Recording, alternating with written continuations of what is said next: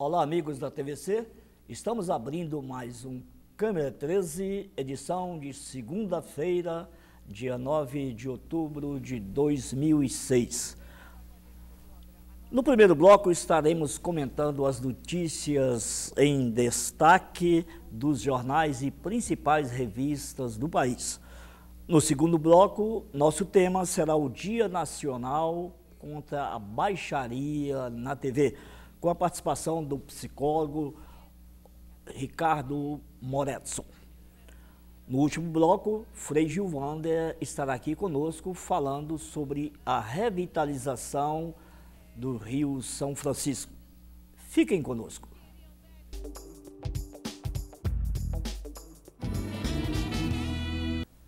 Para comentarem as notícias em destaque de hoje, estão aqui conosco Tatiana Ribeiro e José Luiz Quadros de Magalhães. Sejam bem-vindos uma vez mais. Tudo bom?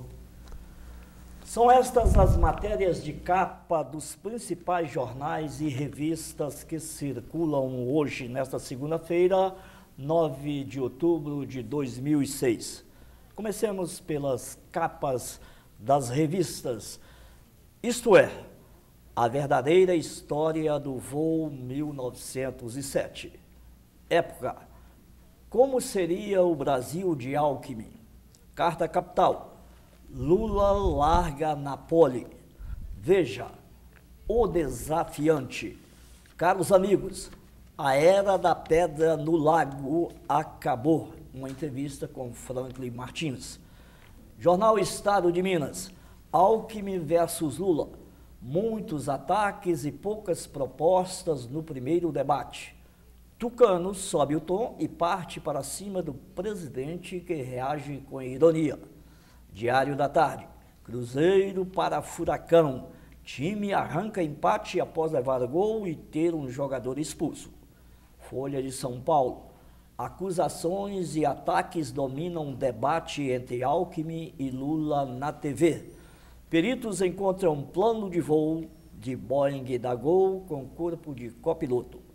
Jornal do Brasil, Alckmin parte para o ataque. Debate agressivo esquenta a campanha. Gazeta do Povo do Paraná. Escândalos dominam o primeiro debate entre Lula e Alckmin. Ataques marcam o debate na TV entre Lula e Alckmin. Vamos aos comentários das notícias em destaque, começando por quem? Pelo professor José Luiz, ou o cavalheirismo pela professora Tatiana. Bom, vejamos quem assistiu os debates de ontem, o debate de ontem. Isso aí, eu assisti o debate. Todo? Assisti todo o debate e acho que quem ganhou foi a TV Bandeirantes, que ganhou audiência. Concordo com você. Realmente, diante dos debates que nós vimos no primeiro turno, esse deu de 10-0 nos outros, Tatiane. É verdade. E a gente sempre fica naquela expectativa, quem ganhou, quem se deu melhor no debate. E eu tenho uma opinião sobre esses debates políticos, de que as pessoas não mudam de opinião em razão do debate. E eu tento acreditar que as pessoas reafirmam aquilo que já acreditavam antes do debate.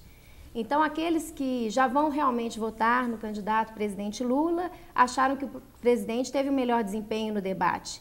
E eu observo que as pessoas que são contra o presidente Lula têm algum desafeto pelo presidente em razão dos envolvimentos, né, em escândalos de corrupção, acharam que o Geraldo Alckmin teve o melhor desempenho no debate. Então, eu acho que o debate só aprofunda aquelas opiniões que as pessoas já têm antes do debate. A torcida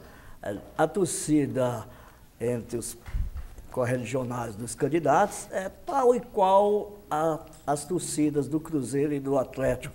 O atleticano sempre acha que o time dele jogou melhor, deu um azar. Então, a mesma coisa, o Cruzeiro, não é, professor Zé Luiz? É isso, o atleticano está sempre rumo a Tóquio, né?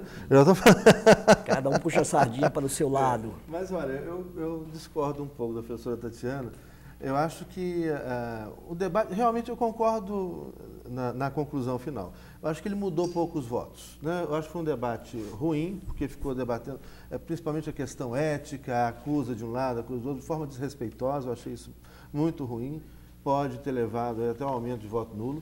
Agora, quem ia votar no Lula vai continuar votando no Lula, quem ia votar no Alckmin vai continuar votando no Alckmin. E os indecisos? Os indecisos vão votar nulo, porque para ver aquela coisa horrorosa, eu acho que dos dois, o Lula apresentou dados, apresentou realizações, e o Alckmin, eu achei muito interessante o comentário da Marta Suplicy, ex-prefeita de São Paulo, né, que no final falou, esse Alckmin parece um candidato de plástico. E o cara começava, dava a volta, voltava sempre ao escândalo, sanguessuga e ao 1 milhão. Onde está 1 milhão e 700? Isso é ridículo, isso não pode ser feito debate presidencial dessa forma. E eu queria só emendar, chamando a atenção do telespectador para as revistas dessa semana, né, que o doutor Edivaldo leu, e a capa, propaganda explícita da capa da Veja, né, que está e no conteúdo, que é grosseiro, porque no conteúdo faz tipo um foto-álbum, né, do Alckmin, com fotos em preto e branco, né, posando de estadista, e começa a reportagem com o Alckmin estadista. Né, aí, está o Alckmin estadista. A matéria de capa... A matéria de capa está lá, propaganda grosseira. A Veja é muito... O desafiante, Alckmin desafiante. E depois, aqui dentro, quando mostra o Lula, olha só, é o Lula com a cara preocupado, e depois o Lula com o chifrinho. É grosseiro isso. E a outra, a época também. A época é um pouco mais sutil.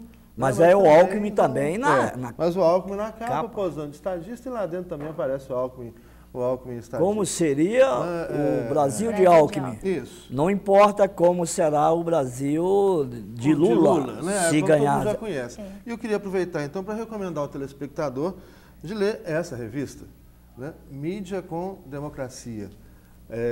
Quem se interessa, que é uma revista que representa o quê? Uma mídia alternativa, é um caminho que o mundo vai trilhando, que temos que trilhar, sair, né, dessa mídia concentrada na mão de poucas famílias, que acontece no Brasil, acontece em outros países do mundo, e a gente tem aqui já um movimento, né, pela uma mídia democrática e algumas revistas que vão, como a Caros Amigos, a Carta Capital também, né, e quem tiver interesse pela mídia.com democracia, entrar no site www.fndc.org.br.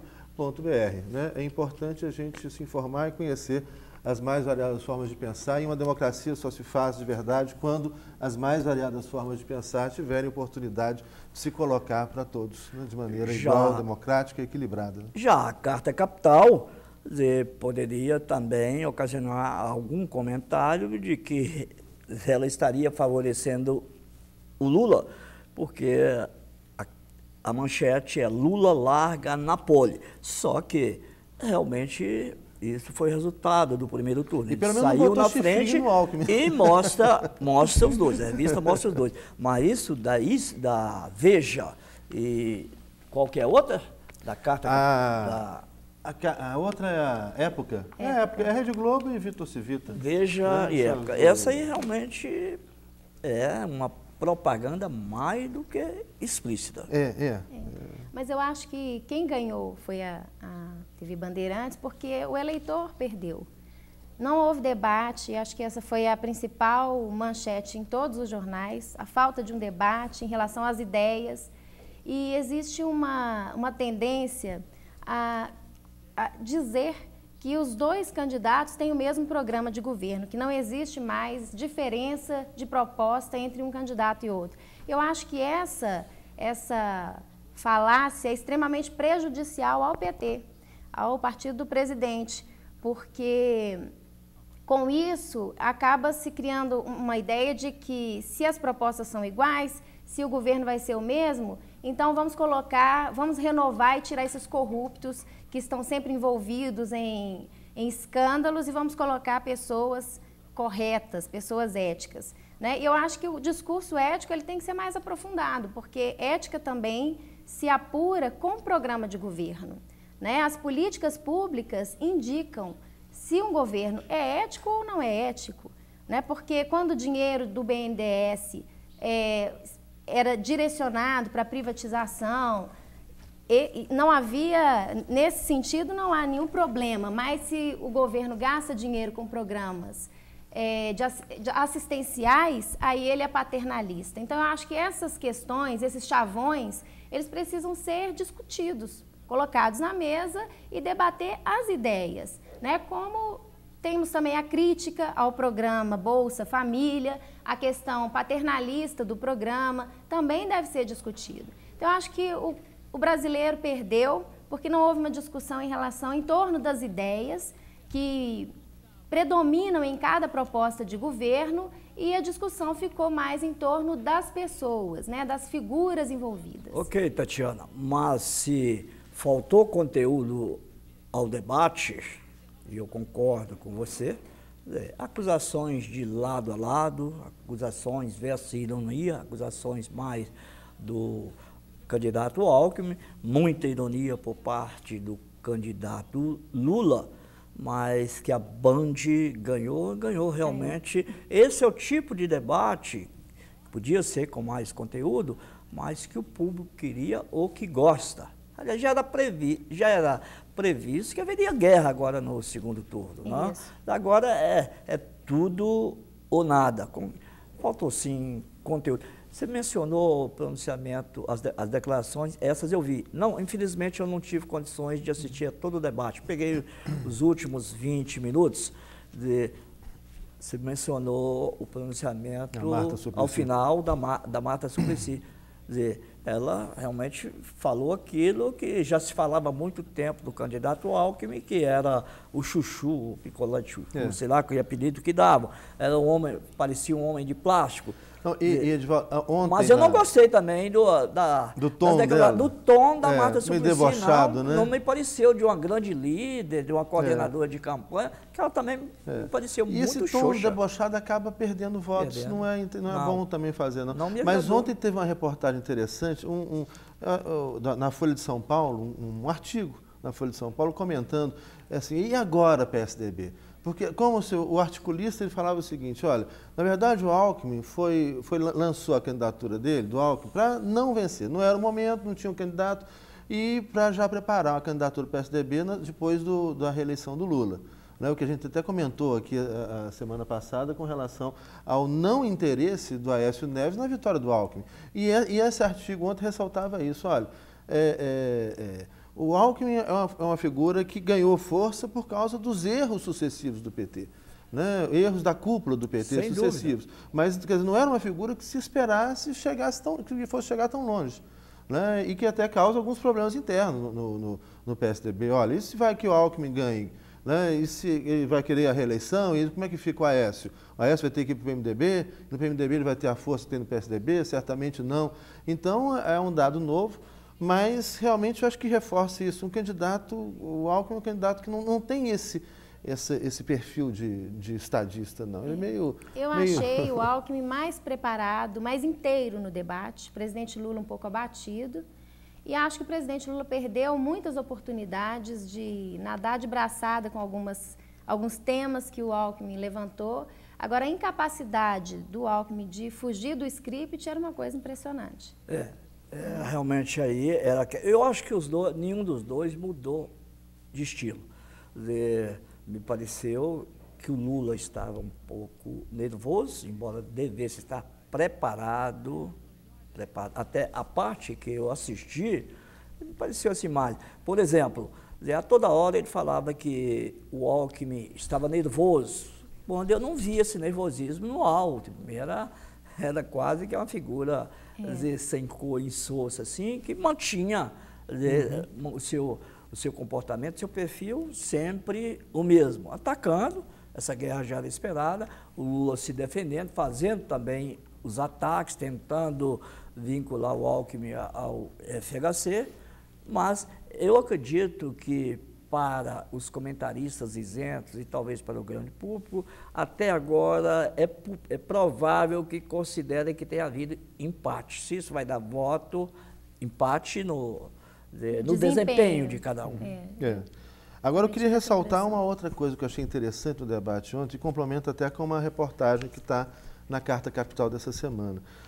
O Alckmin ele fez questão de reforçar né, que ele não vai privatizar. Ele disse e repetiu, ele não vai privatizar a Caixa Econômica, o Banco do Brasil, a Petrobras. Né, e que o que tinha sido privatizado já foi privatizado, o governo dele é outro, ele não vai privatizar.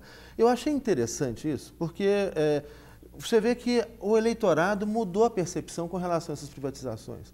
Né? Há alguns anos atrás, você podia dizer que a grande maioria da população entrou na onda da propaganda, aquelas propagandas que faziam desde o governo Collor, depois do governo Fernando Henrique, tem que privatizar, o Estado não funciona, o serviço público é ruim, tem que privatizar tudo. E as pessoas perceberam o equívoco de várias privatizações, o erro que isso foi para o país, a entrega do patrimônio nacional a preço de banana e como que essa empresa se trocou um monopólio público, né, que visava o interesse público como finalidade por o lucro e pelo lucro.